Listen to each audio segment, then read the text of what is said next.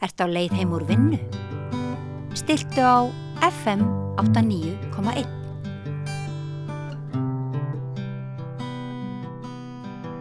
Já, við ætlum að vera með matriðsum þátt, nei ekki alveg, við ætlum að tala um mat og við fengið hingað fólk til þess. Hérna Jóhanna Eyrún Þorvaldsdóttir, hún næringarfræðingur og lektor í Háskólanum og Thor Aspelund, prófessor í tölfræði, starfur í HÍ og líka í hjartavernd. Sko, ástæðan fyrir ég fekk ykkur að þið hafi verið að skrifa eiginlega kjöt og svo ætlaði að halda fund kjöt. Og á hverju? Ég byrja. Sko, þetta kannski bara, þetta byrjar allt svolítið mikið 2019 þegar að gefin út skýrsla sem að við köllum oft bara Eat Lancet. Það er svona skýrsla sem í raun og veru, það er afrakstur 3 ára samstarfs margra vísindamann í heiminum sem eru bara að segja, heyri, halló, nú erum við komin að einhverju svona þolmörkum jarðarinnar, mannfjöldin er alltaf að aukast og við erum náttúrulega dálítið hrjáða af svona langvinnu sjúkdómum. Nú þurfum við aðeins að skipta gír. Bæði jörðin og við erum veik út af kjötati?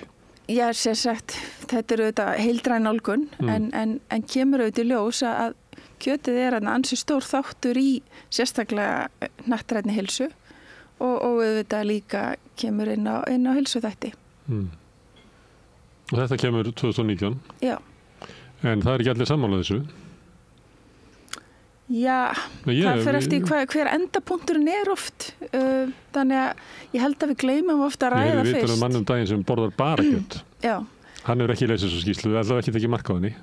Nei, ég meina, sumi gera eitthvað í stuttan tíma og svo getur maður kannski bara verið þannig í stuttan tíma. Við erum svona að horfa meira á heildamyndina, hvernig varst ár eftir ár. Þannig að þetta er eitthvað sem er dálítið í gangi núna, já, og við vitum ekki endilega af hverju. Hver er rökin á bakvið það? Á bakvið það þess að auknu kjötneyslu? Já. Þið voruð varfið það svona einhver stemming fyrir því að við höfum bara borðað meira kjöt. Já. Þetta er í svona ýmsum kreðsum, keto sem að ég held að sé nú aðalega nota bara sem megrun, eða ekki? Það fór einhver og borðaði ketofæði og mjólkaði og aðrir bara vilja gera það sama, eða ekki? Jú, þú getur líka prófað aðrar aðferðir til að grennast. Borða bara gulrætur eða eitthvað? Já, það er allskist til. En síðan hefur maður líka heyrt þetta sem að maðurinn sem að ég var að vitna til, kom í viðtal og borðaði bara kjöt, hann var að tala um það að þetta var bara gott fyrir kalla sérstaklega, að það verið meiri af svona hormónum og maður er bara meiri karl og áttaði sig á því að svona skömmi sem maður ber fyrir að vera karl og í þessu samfélagi þar sem að konur eru að rísa upp og eru að endurskilgreina karlinn, að maður er bara orðið svo mikill karl að maður bara hristir þetta af sér og verður bara ánægð með að vera karl. Það var svona svolítið megin inntaki í þeirri erindi þessa manns. Já, og ánægður með að vera kannski vestrænn karl líka, er það ekki? Jú, hvítukarl. Hvítukarl og allt þetta, því að sko, og viltu verða ríkukarl? Já. Partur af þessu vandamáli sko er að við erum svo rosalega sjálfhverf hérna á Vesturlöndum að okkur finnst bara við að geta gert tilkall til að fá meira og meira. Borða meira og meira kjöt og skilja bara hinar þjóðirnar eftir í reik og það var partur af þessu Eat Lancet sem að gleymist líka að þegar þeir voru að tala um hnattræna heilsu og þetta sambland af þið vitið að borða baunir og grænmeti og kjöt og fisk að það er einhvers staðar eitthvað jafnvægi og það má heldur ekki segja heiminum og það er nefnilega mikið punktur það má heldur ekki segja heiminum að þau er ekki að borða neitt kjöt. Það er enginn af því? Nei, en það var túlkað þannig, skilju. Það verður svo oft öfgarnar þegar einhver segir við skulum takmarka kjöt af því við skulum reyna að dreifa byrðunum jaft. Fólk í fátækarlöndunum þarf líka að fá sinn skerf. Við getum ekki bara rækta kjöt og flutta allt í Vesturlanda. Það þarf að dreifa byrðunum jaft og ekki vera með þessar öfgar og muna að við getum ekki verið að raska kúltúr líka og segja fólki að hætta að gera eitthvað sem það búið að gera í mörg 100 ár, kannski alltaf í hófi af því að þau hafi ekki haft endilega efna á því að vera úða í sig kjöti eins og við. Þannig að þetta verður oft svo fljótt einhvern veginn svona umræða og það sem var niðurstaðan í Eat Lancet, bara svo klárum það, að það væri nauðsynlegt að hafa samt þetta kjöt eða þess að mettuðu fitu inn í matnum okkar. Að því til þess að jafna heilsu í heiminum.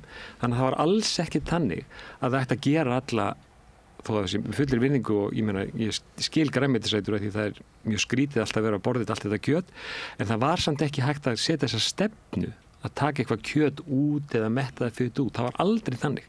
Bara reyna að hafa þetta jafnvægi. Og það er það sem þetta einmitt snýst alltaf ef maður hugsaður út í það er yfirleitt í langflestu. Það er einhvers konar jafnvægispunktur, einhvers konar, eins og kannarnir segja, eða sweet spot sem við eigum svona að reyna að stilla okkur inn á, forðast þessar öfgar. En erum við ekki með innbyggt í listinu okkar, í bragðlaukunum okkar, eitthvað svona vísbendingar hvað okkur langar í, ef við erum í svona þokkalega jafnvægi, þá ættum maður að geta að hlusta á það. Ég drekk þegar ég er svangur, ég drekk þegar ég er þyrstur og borða þegar ég er svangur. Það dugar það ekki. Verði ég að hafa eitthvað svona, nei, Smári, ekki hlusta á þínar eigin langanir. Þú verður að taka mið af sem að Lancet segir og hún Jóhanna og Tór, hvað er gott fyrir þig? Já, jú, það er auðvitað alveg frábær punktur að við erum alltaf að reyna að gefa bara eitthvað svona grunnráðleggingar. Þú veist, við erum aldrei að segja nákvæmlega hvernig þú átt að haga þínu mataræði. Við erum bara að segja hvað þetta verið í grunninum og svo verður auðvitað hver einn útfæra það. En það er reyndar mjög áhugavert þetta sem segir ég drekk þegar ég er þyrstur og ég er svangur þegar, þú veist, ég borða þegar ég er svangur. Ef þú ert í jafnvægi, sko. En við þekkjum dæmi að fólk bara drekki of mikið eða drekki of lítið og þetta er svo mikilvægt að þjálfa alveg frá unga aldri að við með hlustum á, við vorum náttúrulega alltaf alveg fyrir að klára diskinn. En þú veist, við erum alveg að reyna að gefa svona upplýsingar. Ég er á börn, sko. Já. Ég segði maður klára diskinn, ef þau skammta sjálf á diskinn. Já, en það er engin siður í því að þóttu er ekki að pína því að borða og eftir að orðin sött. Það áttu bara ekki að skópla svona mikið á diskinn. Nei, og það tekur smá tíma að læra það. Já, það er það sama og fara ekki mjög svangur út í búð. Já. Að þú ert ekki að láta hungri stjórna hvað situr á diskinn, þú getur fengið meira. Nei, það eina sem gerir síðan þegar við eldumst er að þá hættu að finna þorstatilfinningu, þannig að maður má ekki fylgja þessu. Það er að vera svolítið gamall, ég hef alla komið þangað í það. Já, ég er 950 og ég byrjaði að hugsa þetta strax. Já, er það ekki maður er svona aldraður? Já, það verður eftir, ég er bara aldraður í dag, það er bara góður aldur. Ég þekki þetta, ég þetta að passa að mamma væri að drekka og væri að drekka eitthvað sem væri líka með steinöfnum og öðru slíku. Líka minn, hann byrjar ekki að gefa þorstatilfinningu fyrir að tapa dálítið miklu vatni. Þannig að það er kannski eitt af því fáa sem að bara svona smá útidór frá umræðinu okkar. Þannig að þú vilt segja ef að við myndum vilja þjálfa okkur að hlusta á hvað við þurfum, hvernig fer þetta í mig, er gott fyrir mig að borða 4 kjötbollur í hádeginu og fara svo út að skokka, nei, það er líklega betra að borða eitthvað léttara og þannig að maður gæti þjálfað svona, að því að það hætti að vera þannig, að líka minn segja manni satt. Já, algjörlega. En það er bara hjá svo fáum, kannski. Já, sko, auðvitað það sem við erum að lendi í dag er að við erum með svo mikið áreiti að við heyrum ekki skilaboðin frá líkamannum, en þess erum við að tala um að borða án þess að horfa á síma. Við erum að tala um að borða eins og horfa á sjónvarp, þannig að þú finnir hvenær þú stórið sattur. En líka hann er pínu tíma að segja það, sko, og sem við finnum ekki eins mikið fyrir þessum skilabóðum eins og aðrir. Það er ekki borða ein út úr ískapnum, borða í félagi með öðrum. Já, það er, já. Hvað segir Lancet um það? Sem að ég var allavega mikil áhuga maður um mat og eina mínu niðurstöðum var það að matur væri snerting okkar við náttúruna, þess að ættum við að virða það, þessi 3 skipt á dag þegar við snertum náttúruna miklu meira heldur en þegar við förum einu sinni á ári upp á hálendið, ætlum að virða það. En svo var það líka að inntaka á mat er félagslega aðdun. Algjörlega, þeir nefnilega taka tillit til þessa í þessu Lancet, það er menningin. Og er ekkert að leggja til að taka neitt af fólki. Alltaf þetta er bara þessi megin skilaboð að það þarf að ná þessu jafnvægi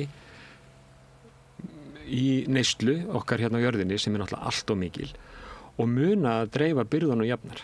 Og við eigum ekkert einhvern veginn rétt á því að stinga aðra af í öfgum. Við getum bara klárað, þú veist, kjötbyrðirnar og verið hám í okkur og svo framvegis. Og svo er líka þetta með svo góða punktur þetta með, sko, þetta er þjálfun. Þetta er alveg þjálfun. Og við þess er svo hættulegt þegar maður byrja bara að hugsa í einni lausn. Skiljið, ef maður hugsa lífið svona bara í einni lausn, held þá missi maður tökin á að þjálfa sig upp í að sjá möguleikana. Þú veist, sjáðu möguleikan í grænmeti, sjáðu möguleikan í baunum. Já, baunum. Baunum og hnetum. Ég held að Íslendingar hafa svolítið mistað þeirri lest sem að... Það var ekki mikið af baunum og hnetum hérna í nokkur 1000 ár. Nei, að 1000 ár allavega. Já, en við einhvern veginn mistum að því. Gætu við þjálfa það aftur upp, gefið einhvern veginn kent Íslendingum aftur svona aðeins að læra betur á það eins og, ég meina Solla Eiríks, eða ekki? Já. Og bara heimilisfræði í dag. Það er mikil tækifæri í heimilisfræði. Já. Og ég held að á svona veitingastöðum að þá sérðu oft baunir. Já. Oftar. Og líka bara þetta að við eigum eitthvað tíma til þess að geta verið inn í eldur sem er börnunum okkar. Bara getum við verið saman að baka og elda. Það höfum við tíma til þess. Það er hins vegar vandinn sem er kannski hérna í gamla daga, eins og Landsrétt myndi vilja að við værum, að þá var maturinn útbúinn á heimilunum. Það var engin geruninn matvæði, það var ekki flestir sem borðuðu mat í skólanum hérna í Reykjavík í hádeginu voru að borða mat sem var annarkot eldaður í Keflavík eða Selfossi, keyrður í bæinn. Þannig að við lifum inn í svolítið svona klikkuðum matarkultúr. Já, við erum að reyna og svo erum við svo litla fjölskyldur, ég má skjóta að klára það. Já. Að kannski það er ekki hægt að leggja á hana að einu sinni byggum við til okkar eigið skýr. Já. Við keyptum ekki geymsluþoli skýr sem að gæti verið í stórmarkaðnum í 4 vikur að bíða eftir kaupenda. Þetta keyptum við bara ferskt skýr og borðum sem er miklu holdara. Já. Og við sjáum þetta sérstaklega eins og til dæmis bara svona eyjaklassar í kringum Hawaii. Það sem að þú ert farin að treysta á einmitt matvæli sem eru gjörunnin að því það er svo gott geymsluþol. Og þú hefur kannski ekki landið til þess að rækta mikið. Við búum auðvitað við pínu svipaðar aðstæður í Íslandi. Við getum ekki ræktað allt eins og er hægt í öðru löndum. Þannig að þetta hefur áhrif. Hvernig okkar kultúr skapast og hvað er það sem að ég meina, ég hef verið að skoða mataræðisgögn frá 1939. Ég meina, menn voru að borða óheyrlegt magn af fiski og kjöti og mjólk. Þannig að þetta hefur þetta breyst frá að vera örfáar fæðutegundir í það að við höfum núna nánast allt við hendina og mikið meiri það. Fólki sem ólst upp á þessu, við náttúrulega borðum óheyrlegt magn af lambakjöti og það eru bara ég held að sé efnaðslegar ástæði fyrir því að þegar Sauðasalan til Bretlands hrundi að þá sátum við uppi með 2-falt magn af kjöt á fjalli, bara á lambafjalli og við átu það. Þannig að við 2-földuðum alveg neysluna og svo náttúrulega borðum við mikið af fiski og mikið af söltu fiski, söltu kjöti. Þetta, veistu það, ég held að þessi kynslóð hafi bætt bara 15-16 árum á lífslíku sínar. Nei. Ekki? Nei, gerir það nú ekki. Það var nefnilega svo, við erum sko alveg svo við erum að horfa á þættina með Vigdísi, hvernig kúltúrin var þetta 1980 og bara hvað er stutt síðan, þú veist, með konur og hvernig það áttu að vera, þú veist, kallarnir gátu ekki boðið inn í kaffi að því að konan var ekki heima og allt þetta. Og þarna á þessu tíma var einmitt fólk að borða svona rosalega mikið af kjöti og drekka svona mikið af mjólk, mjólk með matnum. Til saltkjötinu. Og þá nefnilega erum við svo búin að gleyma því sem er ekki lengur staðan í dag að það var svo mikið og þá var þetta búið að vera faraldur aðeins tíma áður. Það var svo mikið og þetta er bara töluleg gögn dauðsföll á Íslandi og svo mikið af fólki að deyja úr kransæðastíflu. Kransæðarna voru svo illa farnar fyrir 75 ára aldur. Síðan bara sér fólk og þetta nú til dæmis bara eitt að þakka hérna við þekkjum nú öll sem aðeins orðin eldri, Óla Ólafsson fyrrverandi landlæknir.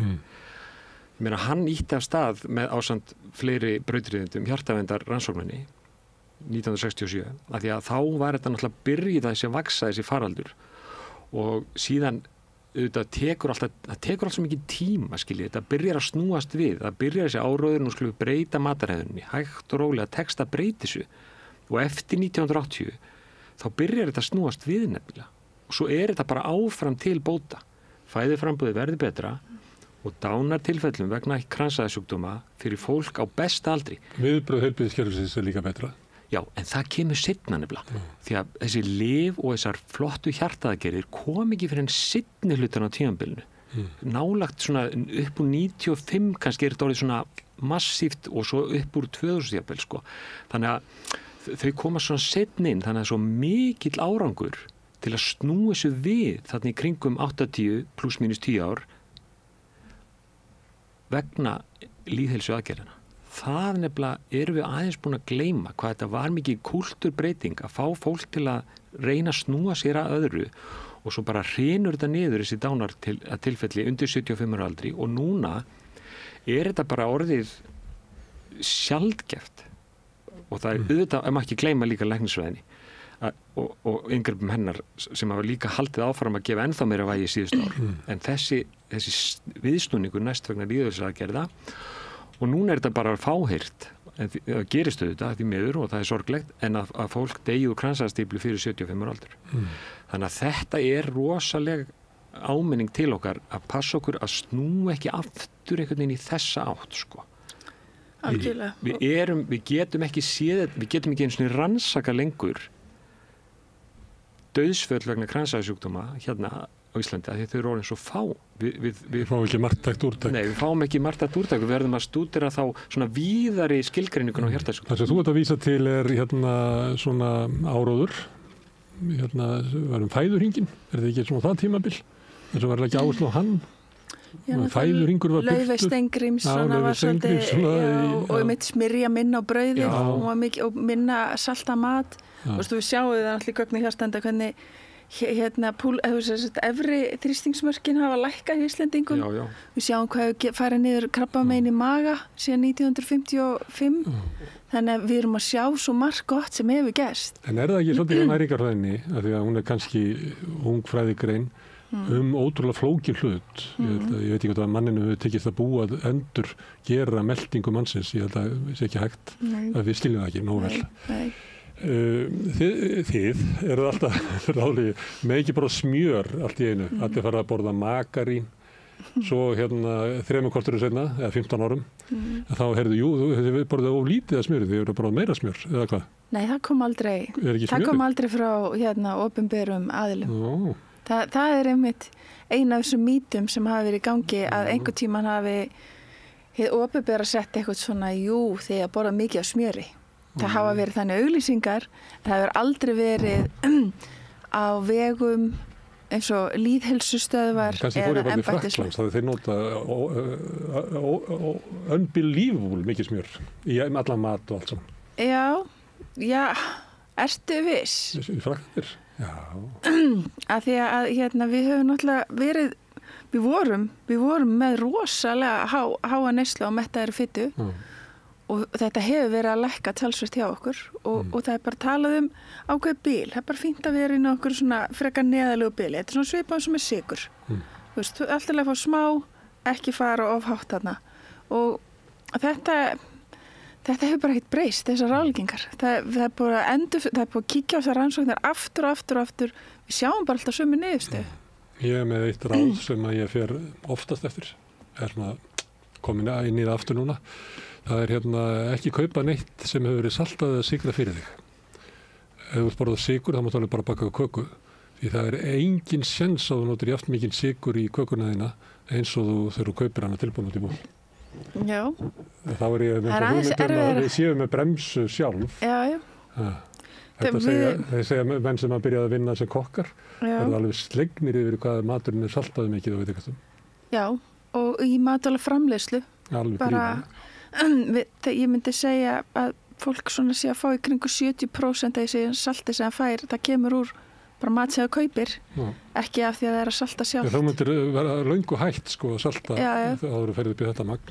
Einmitt, þannig að við klárlega saltið er mjög stór faktor í bara ótímabærum dauðsföllum, það er alveg klárt. Sem minnir á hvað þetta er margþætt. Það er svo erfitt að horfa á eitthvað eitt og má ekki gleyma heldur líka tóbaksvörnunum til dæmis, bara svo tökum fleiri svona lýðheilsuinngrip sko. Það má ekki gleyma því heldur. Og líka þessu samstarfi lækna og manneldisráðs og við með frábæra lækna hérna í fórustu eins og Guðmund Þorgeirsson, hjartalækni og Gunnar Sigurðsson, innkirtla efnaskiptalækni og fleiri sem að beittu sér mjög í þessum anda og það til fyrirmyndar og ég myndi óska að væri kannski svona sterkari rödd aftur. Það bara annar tími. Þannig að segjum þetta byrji svona upp á 1970 gegn tóbakinu. Það byrjaði að hækka það og takmarka hvað það mátt reykja og áróður fyrir því að vera ekki að reykja í bílnum með börnunum og svo hægt og bítandi þá getur reykingamæðurinn hrakin út á svalir og það verður óbærilegt að reykja. Þetta náttúrulega rosaleg aðgerð. Maður velti fyrir sér einhvern tímann var verið að ræða, ég man ekki að það var fyrir svona 15 árum að setja á sykurskatt og það var bara inngrip í frelsi fólks og eitthvað hlera. Þannig einhver leiti aðgerðina gegn sígarettureykingu byrjuðu fyrir tíma nýfrjálshyggjurnar og einstaklingshyggjurnar og allir sem að því fylgir og hugmyndir okkar frelsi og ábyrgð okkar í samfélaginu. Ef það hefði átt að starta því núna gegn reykingum, ég held að það gangi mér sér erfilega að starta einhverju gegn þessum nikotínpúðum og eitthvað fleira vegna þess að fólk á að hafa svo mikið frelsi til þess að skaða heilsu sína og að það vill. Við sjáum með áfengið, það bara verið að auka aðgengi áfengi alveg á fullu í nafni frelsis. Nákvæmlega. Algjörlega, ég bara sammála þessu, en þetta hefur samt tekist á nokkur stöðum að setja á stað en svo kallaða sykurskatt. Bara ansi mörgur löndum í heiminum. Ekki á Íslandi, en þetta ég meina, þú þarft ekki að fara til Noregs til að sjá hvað þetta dýrt þar, þá þetta sé kannski ekki kalla beinum orðum sykurskattur. Þannig að þetta er líka ákvörðun stjórnvalda að bara í hvað skattaþrep ertu með vöruna. Þannig að þetta bara hvað eru sterk ítök. Og svo má ekki gleyma þessu svona, hvað var að segja, þessu svona, við göngum svolítið í takt Norðurlöndin. Með þessar aðgerðir Finnar til dæmis, þeir voru með alveg svakalega háa neyslu á mettari fitu kringum 1980 og þeir sett alveg stað svipað átak ég meina, við erum ekkert við fundum ekkert upp á þessu við bara, Dani líka og Svíar og þar í Finnlandi sérstaklega þá eru svona álíka þessi dánartíðni hjartasjúkdóma, kransaða sjúkdóma rundum 80% milli á 25 árum. Það er alveg ótrúlegur árangur, en það er ekkert einstakur árangur. Það gerðist líka í Finnlandi og líka í Svíþjóð og það er allt svona rakið til þessara bara breyttu áherslna, auka fjölbreytnina, draga úr þessari neyslu á mettari fitu og þó við tölum svolítið það, en svo bara líka þetta að horfa út í jafnvægi, auka valkostina og svo framvegis. Þannig að þetta er svona mér í Bandaríkjunum líka, þá mér bara frekar svipaði niðurstöður. Getur verið, Þóra, því þú ert að leggja áherslu á að þetta verður að vera í jafnvægi og við hefum ekki verið að leita svona einföldu lausnum, að aðgerðir okkar til þess að bæta hjartavernd hafi skadað heilsu okkar annars staðar. Nei, ég held ekki Ég held að hann svo bæta ekki það hlutar að líkamannu sem hafi gott að svolítið mettaðir í fitu. Já, allt einmitt. Þú komst akkurat hittir á það. Soldið af henni. Það er nefnilega rétt af máli. Við hefum nefnilega náð að stýra okkur svolítið næði þessum besta stað, Og þessna er enginn að deyja úr hjarta áföllum, enginn í afsakið orðbræði, fáir, sem betur fer. Og síðan megum við ekki gleyma, það eru erfðir. Við ráðum ekki við það. Við ráðum ekki við allt. Það er líka eitt. Og ef það kæmi til sem að er mjög ólíklegt að einhverja hópa væri að fá mjög lítið að mettaðri fitu, þá myndum við klárlega láta vita, hérna þarf að passa að sitja aðeins meira inn í fæðið. Við höfum bara aldrei séð þannig gögn og það er mjög skemmtilegt að ég var eins og með 2 nemendahópa frá mismunandi landi, frá Íslandi og öðru landi og þau voru að gera fæðudagbækur saman og það var svo áberandi, það var svona nálægt Miðjarðarhafssvæðinu, áberandi hvað mikið mettu fitu í íslensku nemendunum borið saman við þau sem voru við Miðjarðarhafssvæðið og það var bara, það er svo miklu meira hefði í Íslandi fyrir þessu feitu mjólkuvörum og því að þetta er bara svo ólíkt og það er bara svona áhugavert að sjá það og við viljum auðvitað ekkert fara inn í, það er rætur, þetta eru bara okkar sterkur rætur og við erum ekki að segja þetta hætt að nota neitt af þessu. Þetta er hluta af okkur og það er það sem Landsrétt ítrekka mjög mikið. Ykkar kultúr, þið haldið honum. Við erum ekki að segja einhverjum á Ítalíu að taka lýsi. Þetta bara dálítið sér íslenskt. Nei, og ekki fólkin í Pódalnum að nota ólífuolíu í staðin fyrir smjör. Það skiptir fyrir það að þú dettur bara úr ólífuolíunni yfir í smjörið þegar þú kemur í Pódalinn. Já. Og hrísgrjón í staðin fyrir pasta. En svo náttúrulega er fólksflutningar þannig að þetta verður blandast allt saman. Sko þannig var mjög stundar skörp skil á Ítalíu. Einmitt, og eins og Miðjarðarhafsmataræðið, bara almennt, sem er mjög vel rannsakað. Og þar sem að ólífuolían er mjög svona sterkur þáttur. Við höfum líka rannsakað heilsusamlegt norrænt mataræði. Skoða, er það svipað og Miðjarðarhafsmataræði. Og eiginlega einu munurinn á Miðjarðarhafsmataræði og heilsusamlegu norrænu mataræði er að við notum meira repjolíu, þau eru með ólífuolíu. Við erum meira í rúgbrauðinu og við erum í aðeins öðruvísi tegundum ávöxtum. En það bara skiptir engu máli. Við fáum bara nákvæmlega sömu útkomur. En við, Íslendingar, vorum náttúrulega bara ekkert í ávöxtum. Við borðum söl og fjallagröss. Já. En það dugði okkur. Rétt skrymtum þannig, já. Já, ég lasaði eitthvað staðar okkur sagnfræðinga að þegar bylgjan hafði gengið yfir í Evrópu í svona 300 ár og það hafði ekki komið hingað og við lifðum á villibráð og kjöti og mjólkurvörum. Við fengum náttúrulega 7 vitamín úr kartöflum. Þá vorum við hálfum haus stærri en Evrópubúar. Já, við fengum 7 vitamín úr kartöflunum. Það komið senna, það komið 1700. Já, og svo fengum við náttúrulega berinn og rabarbarinn, en auðvitað, það er oft talað bara líka eins og með D-vitamín að við hljótum að vera alveg sérstök tegund sem að þoldum frekar lítið, þoldum að lifa með frekar lítið D-vitamín. Þannig að það er alveg, já, og það er það sem að menn gerði áður fyrr, þeir setti bara lýsi yfir fiski sinn. Þannig að það er svona margt dálítið merkilegt í þessu. Þannig að auðvitað... Og grænlendingar borða mikið af lýsi og fitu til þess að vega upp á móti skorta og grænmeti og D-vitamíni og sól. Já, það er náttúrulega... Það tekur svona smá tíma að finna út... Já, þeir fengur náttúrulega svo mikið omega-3 fitusýrum, grænlendingarnir. Það er líka gaman að rifja upp með D-vitamini ef að hlustendur geta séð fyrir sér svona eitthvað sem gildir í öllu. Það er of lítið til vinstri og þá ertu ekki náhættu á að fá sjúkdómi að deyja. Ef þú ert í hinum arminum og mikið til hægri, þá ertu líki mikið áhættu að fá að deyja. Það er náttúrulega neðri partinu viðinu sem þú ert að stilla inn á. Það er líka með D-vitamín. Það eru auglýsingur á Framsóknarflokknum. Já. Það er ekki öfgar hvorki hægri nefnist. Nei, ekki öfgar. Og það er líka með D-vitamín, það er svo merkilegt. Og ef þú ferð of hátt í því, þá byrjar það ekki að vera gott nefnilega og þá sér maður aukinn dánatíðni. Ef þú ert, svo við erum ofta meira að hugsa þetta neðrilmörkin eða þið vantar það, sem er heldur ekki gott, en það er heldur ekki gott nefnilega þetta ofgnóttin þar, meira segi D-vitamín. Já.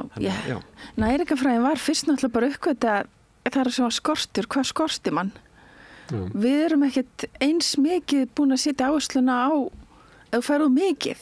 Við höfum alltaf verið meira í og svo er þetta, þannig að núna nú erum við raun og vera að láta alltaf þetta, það eru til efrimörk fyrir fullt af vítamínum og steinefnum, bara alls ekki fara yfir þessi efrimörk. Það er nefnilega ekki þannig, af því við viljum alltaf ná okkur bestun, þetta er gott fyrir mig, ég ætla að fá rosa mikið af því. Meðan að, einmitt eins og Þórarinn segja, þetta er nefnilega ekki línuleg samband. Einhverjum tímapunkti ertu búin að fylla þetta og þú ert að fara að valda skaða. Þannig að þetta er mjög erfitt að útskýra þetta og fá fólk til að trúa því eitthvað geti bæði verið gott og vont fyrir þig. Þið segist ekki alltaf að taka kjötið á fólki en samt er það markmiðið hjá okkur. Segjum að ég sé bara meðal Íslendingur. Hvað borðið þá mikið af kjöti á viku? Það er svona rúmlega 500 grömm af rauðu kjöti á viku. Og það er ómikið? Stór hluti. Þú vilt taka helmingin af því að mér? Þess að ráðleggingarnar hafa verið þannig að ekki borða mikið ekki borða meira 500 á viku. Sem er meðaltalið? Já. Þannig hefur það er engar öfgar í þessu. Þannig að ég veit ekki alveg hvað. En núna eru nýja norrænar næringarráðleggingar að segja förum kannski svona niður 350. Og við höfum alveg kíkt á hvernig samsetningin er á rauðakjötinu á Íslandi og það er svona kringum 150 grömm sem er mjög mikið unnin kjötvara, sölt, reykt og svona. Þannig að bara ef við myndum minnka það, þá þá gætu við og myndum ekki auka eitthvað ferskt rautt kjöt á móti. Ef við kæmist þetta niður í þessi 350 meðaltali, þetta eru... Að sleppa unnu kjöturum. Já, að þá eru við raun og veru komin að þessu marki sem við erum að leitast eftir. Hvað eru unnar kjöturur? Nú eru þorrablótin, það eru hrútspungar, það er ekki unnar kjöturur. Þau myndi ekki lokka þannig. Já, en þú borða það hvað einu ári. Já, þeir að tala svona bjúgu, pulsur. Já, og nagga. Álegg. Naggar er náttúrulega svakarætt. Og pepperoni, bacon.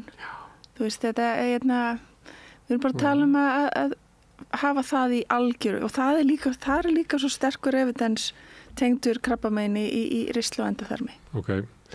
Unnar kjötvörur, það er þess að þú ert að lýsa svona pulsur og svona verksmiðu unnin matur. En svo erum við með unnar kjötvörur, að því þú nefndir hérna pepperoni og eins og var ég í kjötbúð og lærði að búa til salami og það er bara algjört úrvalsefni sem að fyrir í salami að því annars bara virkar það ekki. Og það kryddað, það hangir og er þurrkað inn í kæli og bara eins og þurrskenka er verkunin á því. Já, það er salt. Það er svona gerjun sem saltið er utan á til þess að geta átt sér stað svona gerjun inn í svipað og gerist með osta og þurrskenkur og eitthvað fleira. Það er að loka það utan og eins og saltfiskur var í gamla daga, þá var hann lokaður utan og gerjaðist það innan og þá fekk maður þetta saltfiskbragð sem er bara horfið vegna þess að nú kaupir maður bara saltaðan fisk en ekki saltfisk. Er ekki eitthvað svona greinamunur þessu því ég er í svona veðmáli við mann sem að vill að við tökum það inn í að við borðum ekki unnar kjötur og ég segi bara nei, ég ætla bara að borða þurrskinku og eitthvað fleira. Ég tel það ekki vera eitthvað tengt einhverju verksmiðu framleiddum pulsum frá Goða. Ég fæ ekki stuðninga verið í þessu. Þetta er erfið spurning en kannski það sem ég myndi segja er að eitthvað sem er silkiskorið, þetta er mjög létt. Þannig að ef þú ert bara að borða eitthvað smá af því, þá er það mjög lítið í stóra samhenginu. Þú veist, en ef þú ert að borða heila máltíð sem bara fyllir þig af unnum kjöturum, þá er það svolítið öðruvísi. Það er svolítið eins og við vorum að tala um hamborgarhryggjinn eða hangikjöti. Það er svona, ef þú værir að borða það 2-3 viku, þá getur þú vondum málum. Ok, þú vil taka þetta alveg. Ansjósur, það eru með. Já, en þetta er öðruvísi með Ég geti búið til ítalska mat að hafa ansjósur í búrinu. Já, við erum auðvitað aðeins að skoða aðra vörur en það eru unnar kjötvörur sem hafa mjög sterk tengsli krabbameini í endaþarmi og ristli og kannski eitt af því... Út af saltinu? Menn er ekkit alveg vissir. Það eru svona einhverjar kenningar að til dæmis nítrítið það eru allskis kenningar menn er ekkit alltaf alveg 100% hvað það er sem veldur þessu þetta er bara sem sést ítrekað í rannsóknum allan heim þannig að og þetta er kannski eitt af sem við erum að fara að sjá núna í Íslandi að það hefur aukist rosalega mikið krabbamein í ristli og endaþarmi af því að við lifum lengur líka við erum hætt að fá krans eða stífluna fyrir 75 ára aldur Þessi hljóta að geta leiðrétt fyrir aldrei eða ekki? Jú, þetta er aldur staðilað en við sjáum og þetta gerist til þessi Noregi þegar fundu olíuna það byrja allt í að auka svo mikið krabbamein í ristli og endaþarmi þú er bara ríkar og þú borðar meira kjöt Svo er önnur rannsókn sem var gerð seinna þessi pjúr rannsókn hún var reynda gerð fyrir 2020 fyrir COVID og það er í 80 löndum svona fæðu samsetningar og þá er loksins svolítið verið að horfa til svona annara landa en alltaf þess að Vesturlanda. Hvernig er þetta annars þar sem fólk, og þá er einmitt líka góð áminning til okkar, þar sem fólk fær of lítið og það verður að minna á það og þá kemur aftur þetta hérna.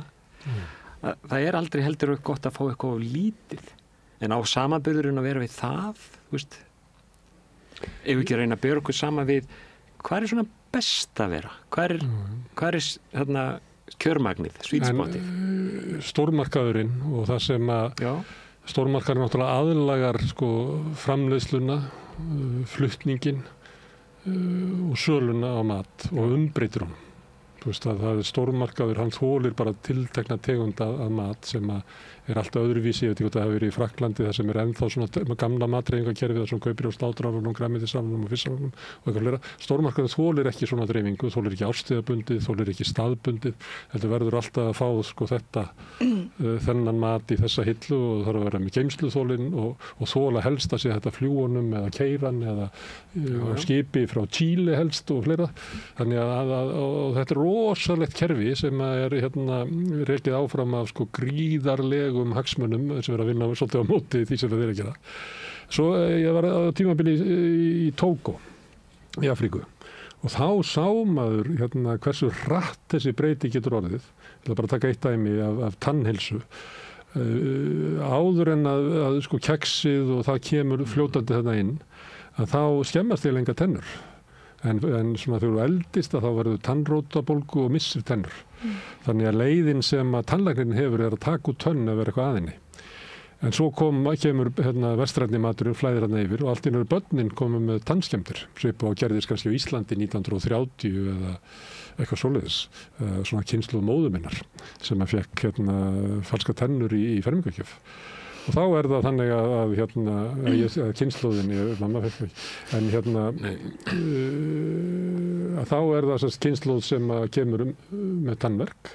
Það er tekið tönnin og allt í einu hefur maður sjá kannski 9 ára gamla drengi með svona skörð hér og þar eftir að hafa verið. Og þetta er bara svona dæmi hversu ótrúlega hratt þetta getur þurrkast út, þess sem að þú ert að segja að ég var að skoða hvernig þau borða. Það er kannski nákvæmlega. Það er bara hverfa fyrir framan augunum okkur. Já. Og ég held sko að því við erum náttúrulega alltaf að skoða lýðheilsumál. Við erum að skoða þjóðir. Það er verið og eins og Alþjóðaheilbrigðismálastofnun og fleiri er bara, við verðum að vernda núna þessar þjóðir sem eru fátækari því nú er matvælaleiðin að horfa þangað. Hann er búin að gera nóg mikið óskunda þar sem hann er búin að vera og fólk er búin að átta sig á því. Nú ætlar hann að keyra á þá sem að minna meiga sín. Og getum við reynt að hjálpa þeim? Getum við einhvern veginn höfða til einhvers að þeir fá ekki að komast upp með að gera það sem við erum búin að gera í einu vestræna heimi. Það sér þetta í Tógó. Allir sérðu sko vörumerki sem hafa eiginlega verið gerð útlega á Vesturlöndum, allt í eru þau þannig. Þetta er svolítið eins og koma inn í íslenska stórmarkað 1970. Já. Ég meina, getur við einhvern veginn hjálpað þeim, þú veist, að kaupa meira þeirra svona náttúrulegu framleiðslu, þú veist, að þau eru með... Engin áhuga á því á Evrópusambandinu. Það er bara tallamúrar. Já, einmitt. Það er synd. Þú veist, það getur ekki einhvern veginn dreift byrðunum meira. Og við getum tekið þátt í því með því að kannski reyna tilengja okkur eitthvað breikka valið, þú veist, bönir, ég er að tala aftur með þessar... Getum við líka reynda að styðja betur grænmetisbændur í Íslandi? Getum við reynda að auka fjölbreytni í framleiðslu í Íslandi? Getum við haft búðir út í hverfunum?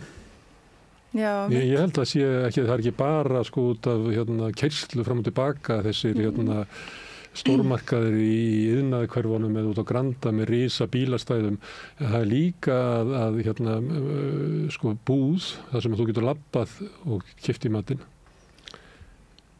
Já, og sko... Þú kaupir öðruvísi mat, heldur en þú sett að kaupa til þess að setja í skottið á bílnum þínum. Og sko í Bretlandi hafa kortlagt hverfin sem eru aðeins fátækari. Miklu meira McDonald's þar. Þeir eru algjörlega, þeir vita nákvæmlega hver er að staðsetja sig. Þeir meira auglýsa inn í símana til barnana á föstudögum einhver tilboð.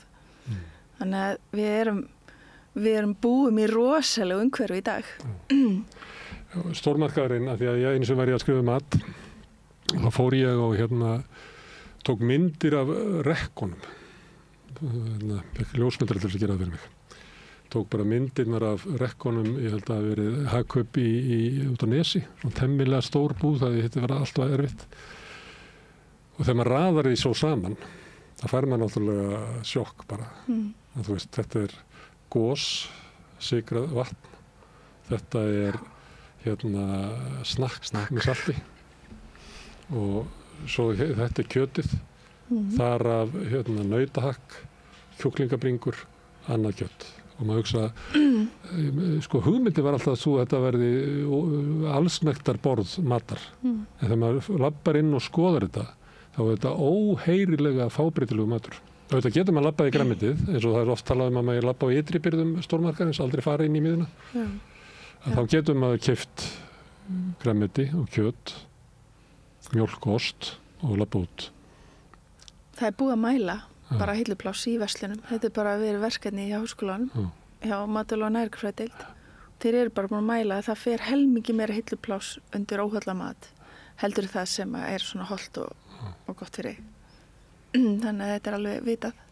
Þannig að maður getur ekki treyst súpermarkaðnum. Það er ekki snjallt að fara þær inn og láta hann svona tæla sig til mataringupa. Nei, þú verður að fara fullur varúðar. Já, alveg svo bara labbarinn í íþróttahús eða sundlaug eða bara hvar sem er sem labbar inn. Þú hefur rosalegt aðgengi að orkudrykkjum. Þú veist, þessu stilt upp allstafir fram að þig, það passa að gefa börnum þetta. Þú veist, þannig að þú veist, menn veit alveg hver að gera. Þú veist, við erum bara að glíma við rosalega markaðshyggju. Það er alveg klárt. Já, það er stimplað prótein og allt núna, eða ekki? Já, til dæmis. Svo það sé alltaf það er eins og nákvæmlega aftur, eins og að meira af því sé eitthvað betra. Já. Það er það ekki. Það er ákveðið líka ákveðið svona lína þar sem að maður ætti bara að reyna svona sikta ná nokkuð veginn. Svo er skrifað stundum vegan og eitthvað sem allir eiga að vita að það fari enga dýraafurðir, hafa aldrei farið inn að dýraafurðir inn í þessa vöru. Það ekki sé það. Það er vegan á kannski einhverju sem bara hafa ekkert að vera inn í dýraafurð og hefur aldrei verið. Nei, það er meira þess að í matvælalöggjöf, til dæmis þú mættir ekki fara að merkja einhver eina tegundar hrísgrjón sem glútenfría af því að ekkert hrísgrjón inniheldur glúten, þannig að þú mátt ekki reyna að búa til eitthvað svona sérstöðu sem er bara gegnum gangandi fyrir þennan matvælaflokk. Þannig að það er mikið logið á umbúðum í stórmörkuðum. 30% off sem að meikar ekki að sess. Já, það á að vera mjög sterk löggjöf að vernda okkur hana. Þú veist, hún á að vera til staðar. Já. Gerunni matvara, að því ég nefndi vegan. Marta, veganvörun er gerunnið. Til þess það að búa til ost eða eitthvað sem að lítur út eins og dýraafurð út úr grænmeti. Það kostar oft svo að hita þetta eða ræri þetta lengi undir þrýstingi eða guðma veit hvað. Það var einn maður sem að ég las bók eftir sem að sagði að það maður verið að kaupa í matinn að ef að þessi vél sem að þurfti, þau nefndur nagga, ef að vélinn til þess að búa til nagga var inn í eldhúsi hjá þér, þú myndir aldrei kveikja á henni til þess að búa til nagga. Því að það er, þú veist, það þarf að ganga lengi, einhvern veginn að búa til eitthvað fars úr einhverju sem erum bara meira minna einhverju sinar og eitthvað svona dótri. Þú myndir aldrei kveikja á sér vel. Nei, en við getum heldur ekki búið til ost heima í okkur, ekki heldur venjulegan ost. Í alvöru. Ferskan ost, já. Já, ég er svona brauðost. Nei, ekki íslenskan, en hann er sko soðinn í hvað heitir það, saltipétri. Það er meiri saltipétur í ostunum okkar, brauðostunum okkar, heldur en í kjöturunum okkar. Bara svo lítið af osti versus, þetta snýst líka alltaf samhengið á magninu sem hún borðar. Þannig að það skiptir öllu máli. En þetta sem ég er að segja með sambandi við til dæmis og vegamatinn, það sem er og matvælaiðnaðurinn til þess að í Bandaríkjunum var mjög fljótur að tikka inn einhvern veginn og það er ekkert skortur á alls konar, við getum keypt vegan kalkún og pulsur og ost og bara you name it. Þið er ekki að vara við þessu af því það er ekki kjöt í þessu. Sko þetta er alltaf svona ákveð spurning, auðvitað viljum við að þú notir baunir. Við erum ekkert endilega að segja að þú er að nota þessar vörur og við höfum bara hreinlega ekki rannsóknarreynslu af þeim. Við þurfum að bíða í 30 ár eða eitthvað til að sjá áhrifin. Þannig að við getum ekki dvoðalega mikið sagt. Við í raun og veru erum bara að fylgjast með. En auðvitað að fara varlega í vörur almennt bara sem innihalda mikið salt. Það er kannski svona lykilreglan og varlega í mitt svona vörur sem að kannski, er með mjög langt geymsluþol, en auðvitað er margt líka, niður svona tómatar er eitthvað sem við höfum ekkert endilega miklar áhyggjur af, eða frosi grammeti, þannig að þetta er ákveðin eðlismunur, en það er auðvitað synd að við skulum ekki hafa þessa hefð hérna á Íslandi fyrir baununum og þetta er eitthvað sem við þurfum bara að vinna að, þannig að sé auðveldara að þegar þið langar að taka í pásu frá kjötinu, því sem örugglega öllum langar einhver tíman, að þú eigir eitthvað góðan valkost í staðinn og eitthvað baunahakk eða eitthvað svona sem er alveg til út í búð, að endilega skoða þessa kosti. Já, bara kaupa baunir og leggja í bleiti fyrir vinnuna og eldaði góða rétt og kemur heim. Já. Þetta er líka þjálfun og æfing og við þurfum bara kannski að leggja áherslu á það líka. Þið eru að skrifa grein og svo eru að halda ráðstefnu og einhver leiti finnst mér að þessi að svara einhverju sem þarna úti svona hugmyndum. Og þegar við vorum að tala reykingarnar og eitthvað fleira og það var náttúrulega bæði annað samfélag út af svona hugmyndum ábyrgð yfirvalda og einstaklinga og það var líka heimur sem var svona einfaldari í upplýsingagjöf. Er það ekki bara þannig að þó að þið teljið ykkur vera svona á miðjunni á sömu stöðu Ólafur Ólafsson landlæknir og fleiri sem að voru þá sem að gátu náð svona að nú eru þið bara nú kemur þið skrifið eitthvað og svo kemur bara ég sá að þið voru að svara ykkur læknum sem sögðu bara hvaða rugl er þetta? Þið voru að svara læknum sem að voru að tala fyrir auknu að kjöt át væri ekki skaðlegt. Eða sem smetti fita, já, mætti vera meiri. Já. Já, við tókum svona aðeins smá snúning á því. Smá snúning á því og þar líka kannski einn áróður sem líka með þetta að öll kolvetni sé eitthvað slæm og þegar ég bara taka það út og jafnvel mér sé að ávexti líka. En sko það getur vel verið en það er líka svona jafnvægi í því sko og það er sýnt sig að það er ekki endilega neitt jákvætt við það að taka eitthvað svona alveg út sko. Þetta er allt eitthvað spurningu jafnvægi hóf líka, maður má ekki gleyma að hóf er ein af okkar dygðum sko sem að kannski er erfitt að eiga við í dag því að það er bara alltaf verið að ota einhver að okkur. Þannig að það var líka svona smá umræðin þetta sko og við erum þá bara að reyna að svara þessu á málþinginu að það er ekkit svona þessi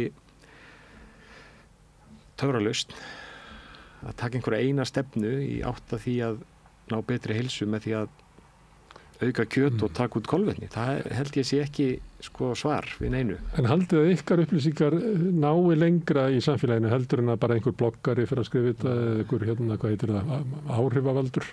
Nei, ég held að það sé mitt vandamáli. Ólíkari heim. Já, að því að við erum komin í þá stöðu í dag og ég finn rosalega mun, búin að vera næringarfræðingur síðan 2002, ég finn rosalega mun af því að það eru podcast alls þar og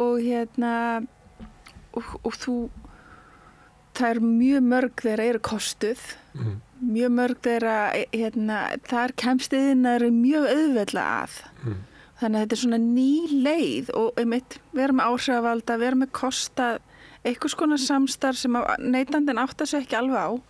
Þannig að það er búið að breyta skjössanlega vitneskjan okkar eða bara þær upplýsingar sem eru settar að okkur í gegnum TikTok, samfélagsmiðla, þannig að okkar rödd er svolítið að hverfa og maður finnur það svo greinilega, sérstaklega þegar við erum kannski jafnvel farin að ræða það bara fyrir framan alla hvort mettu fita sé góð eða slæm. Það sýnir okkur kannski bara svolítið hvernig heimurinn er orðin. Þannig þið eru bara áhrifavaldar eins og allir hinnir? Nei, við erum ekki áhrifavaldar. Það eru litið svo á það. Það er ekki borið virðing fyrir, við þekkjum það náttúrulega bara úr pólitísku umræðu, það er ekki borið virðing fyrir rannsóknum háskólans. Já. Til dæmis á afleiðingum einkavæðinga í skólakerfinu í Svíþjóð. Það er bara heil bókasöfnum til hvaða hörmungar þetta leiddi yfir landið, en þetta bara kemst ekki inn í umræðuna því þetta bara litið á þetta sem eins og skoðun. Eða lítið á þetta sé bara þeir sem stóðu þessu rannsóknum voru að gera þetta pólitísku agenda og bara horta, allt háskólasamfélagi afskrifað sem bara eins og blogg. Og við sem vísindamenn, við bara hreinlega megum ekki hafa skoðun.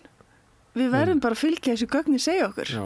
Það er bara harbanna fyrir okkur og við værum ekkert góði vísindamenn ef við verðum að fylgja okkar eigin skoðun eða trú. Við verðum bara að hlusta á þessu gögnin segja okkur. Og svo verðum við að þekkja söguna, rifja upp hvernig þetta var og það er líka sem gleymist í umræðinni í dag. Fólk er ekkert meðvitað hvernig þetta var hérna þessum 80 þegar fólk var og hvað að segja kringu svona milli 70-80 þegar fólk var í öngum sínum yfir þessum hjartaáföllum sko. Og svo byrjar þetta sem betur fyrir að snúast við. Það er náttúrulega gleymt sko.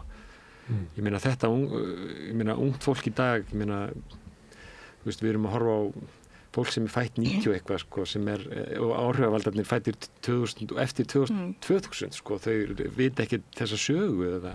Þau þekkja bara heim allt annara.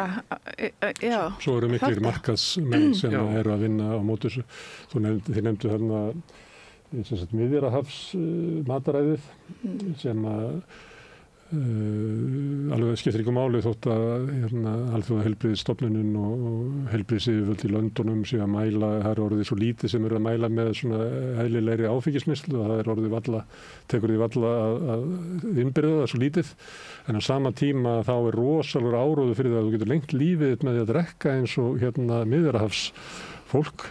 Og þá er það endaði með því að það voru eins og í Bretlandi sem eru ekki Miðjarðarhafsþjóð og ekki þekkti þennan kultúr, að kannski svona miðaldra fólk þegar börnin voru heima sátu eftir og drukku eina rauðvín á hverju kvöldi og heldur var að gera gott fyrir heilsuna sína og hjarta sitt og andlega lífið og drukku þá í sig alkoholisma með tíma vegna þess að lifrin var orðin hægvirkari og var fljótari að lengur að vinna úr alkohólinu og stór skada þessu. Ég las mjög skemmtilega grein þetta hvernig svona hugmyndir okkar hollustu eru mörg dæmi að þegar þetta er búið að fara í gegnum pökkun áróðusmeistara að þá verður þetta stór skadalegra. Þetta er bara mjög gott dæmi og við erum í raun og bara að koma með þannig vitneskju í dag að við getum ekki eins og sett neina örugg mörk á neyslu á áfengi. Það er bara að því það hefur svo mikla aukna krabbameinsáhættu að þá í raun og veru getum við ekki eins og sagt eitt glas á dag er í lagi. Það er bara ekki takt. Herðu, gaman að koma að fá ykkur hérna, að koma hingað til þess að tala mat, Jóhanna og Tór. Gerðu það ekki og gangi ykkur vel í baráttunni við kjötið. Það er ekki barátta. Hóflega neysla kjöti. Að miðla hófinu. Miðla hófinu. Takk fyrir að bjóða okkur. Takk fyrir það. En við ætlum að halda hérna áfram og næsti kafli kemur eftir augnablik. Allt það besta er ókeypis. Fáðu þér vatn að drekka. Samstöðin þar sem manneskjurnar koma saman.